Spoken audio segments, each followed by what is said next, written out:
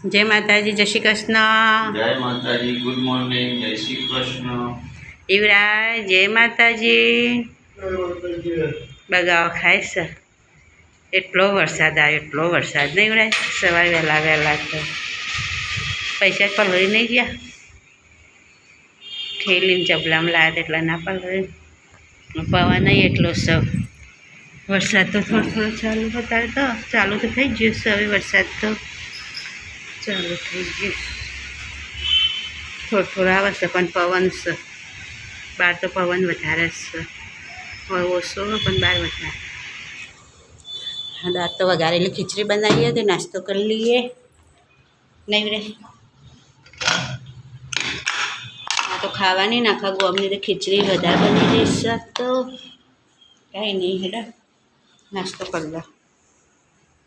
Guys જો દાળ બનાવી દીધી અને આ બાજુ દાળ બાટી બનાવવાની છે. તો અહીંયા 3 જણ ખાવાને એટલું મારે આટલું તો પાણી થઈ જાય. હવે દાળ બનાવી દીધી, વઘારી દીધી. હવે આ ઉકળી જાય ને એટલે નાખી દો. પાણી ગરમ થઈ જશે. હવે એક એક ઠંડા મૂકી દઉં તપેલામાં. તો લાગી જાય તો વાંધો નહીં. કાઢી બાંધી દેવું છે ને એટલે.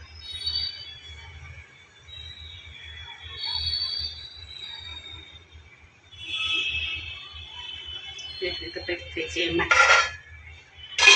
પછી જઈએ કમ્પ્લીટ.